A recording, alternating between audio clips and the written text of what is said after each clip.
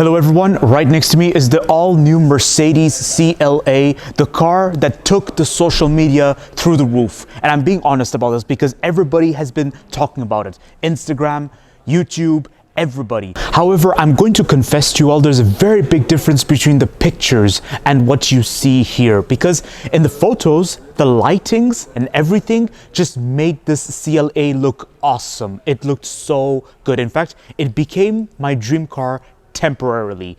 Now looking at it over here, it kind of looks a bit evolutionary to the previous generation CLA. It looks like a blend between what they did with the EQ classes and CLA, which brings me on to this question. Is it overhyped? I have to admit they did a brilliant job with the rear door. Just listen to the sound. This is the best door sound I've ever heard. Too bad I can't really say the same about the front doors. And listen to the sound of the boot door. Okay, for a couple of seconds or perhaps just a second, there will be always this sound you hear. I have no idea what that sound is, but it's coming from this direction. Now, this particular Mercedes CLA costs 59,000 euros, similar price range to the Tesla Model 3 or the Polestar 2. So it brings me down to the big question. Will it make Tesla and Polestar freak out? Or will it just be another overhyped EV? Let's take a look at it. Before we go further, make sure to push the subscribe button and check the link in the description for any other car reviews of other Mercedes models and of course the Polestar 2 and other EVs that compete against this Mercedes CLA.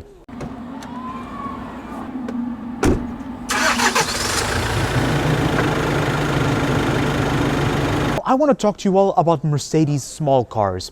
Historically, Mercedes has had a curse of never making the most interesting small cars, or at the very least, they never had the consistency. For many decades, they always changed their initiatives towards small cars. And even the A-Class, in my opinion, was a flop. I have no idea what was going on. But then, it's not really Mercedes' fault. It's more like it's their history. Mercedes was born from trucks and limousines, which is why to this day, they build one of the best trucks, best vans, and best limousines in the automotive industry, like the Mercedes S-Class, the Mercedes Sprinter van, and then of course the Mercedes Actros trucks. When it came to small cars, it was mostly BMW that took the trophy with the BMW 1 Series or the BMW small sedans, the BMW convertibles. You see where I'm going at? And then also the Volkswagen Group. The Volkswagen Group also were expanding from small cars. They were born from small cars, like the Volkswagen Beetle, and then they expanded from there. Now moving to the electric car question. When it came to the EQ classes, I think, in my opinion, the designs were a bit of a flop. I mean, it's just a different planet to what Mercedes has always been doing for many decades, like that of the S-Class. The S-Class is chocolate fondue.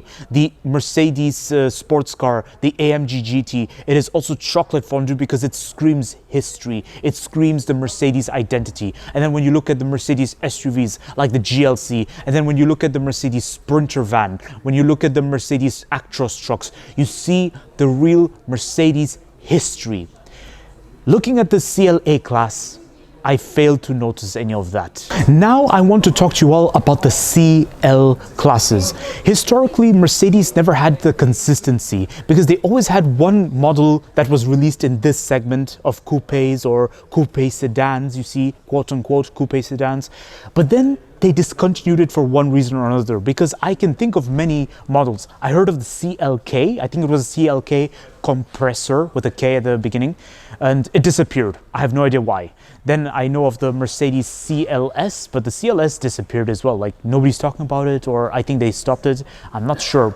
They released the new CLE though, but when I reviewed the new CLE not too long ago, I can't exactly say I was impressed, because when I compared it with what BMW was doing and what Audi had coming up, and also other competitors outside of Germany. So in this regard, the CLA is a little bit of an exception because this has been the first time Mercedes has stuck to something. They have the consistency and it is a hot seller. So I want to start by talking about the front design of the new Mercedes CLA. It's very interesting how they've gone about it. So with this kind of lighting, we see some references to what they did with smart hashtag models recently. And then especially with this continuous front lighting over here.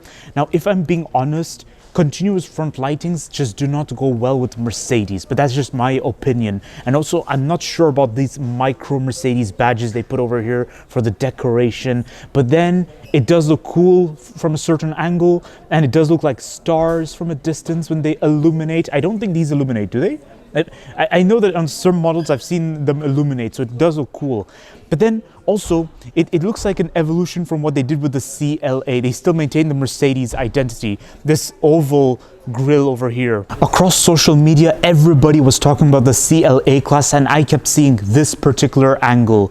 The rear lights, how they integrated the Mercedes badge into the rear lights, well, kind of had the design of it. And then this continuous. Now, from here, the continuous rear lights look awesome. And you also get frameless windows. Now, over to the interior of the Mercedes CLA, and I have to say, wow, it looks really, really interesting. It looks very, very modernized. They've gone down the route of maximum simplicity, just like many electric cars of today, like what you've seen in the Polestar 2 and what you'll see in the Tesla Model 3. But I can't exactly say I'm impressed because, first of all, I looked at the door and I noticed you get only 2 window buttons, and there's a button where it's labeled as rear. So I'm assuming you press this to open the rear windows. And that's a similar concept I've seen in the Volkswagen Group cars. And as I said, I'm not a fan of this concept. I prefer having all 4 buttons, window buttons. The door handle is nice, but I like on the surface it's metallic looking or chrome looking. Now, having a seat inside, the steering wheel looks very similar to what I saw in the Mercedes AMG GT, which is leading me to assume that there's this Mercedes CLA is equipped with the AMG package. Quite interesting. You get the automatic transmission onto the steering wheel. Cup holders, which is adjustable, I'm assuming. I'm not sure because it looks like it's something that can be removed, but I'm not going to try too much with it.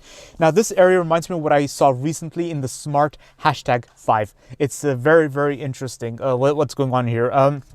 Now, I'm not a fan of this concept because there's space underneath, and I think for Mercedes, this concept just doesn't blend well. I know they tried to make it cocoon you and everything, but it just doesn't feel that right. And then also, what's with this continuous trim over here? Like, this area has no purpose whatsoever. It's just there for the trim.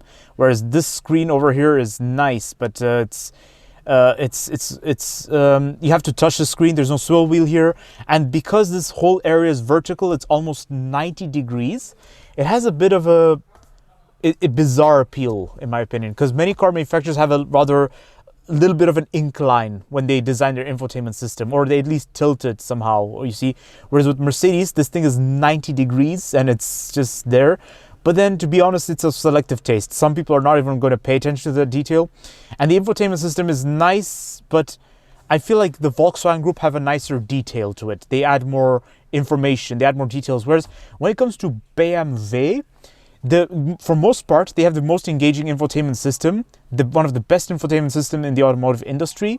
But their biggest problem is, I think, I just saw that on the 2 Series and on the 1 Series, they don't give the swivel wheel for the infotainment system. So in this context, I think Mercedes has a little bit of an advantage. You get a panoramic roof, which is very pleasant.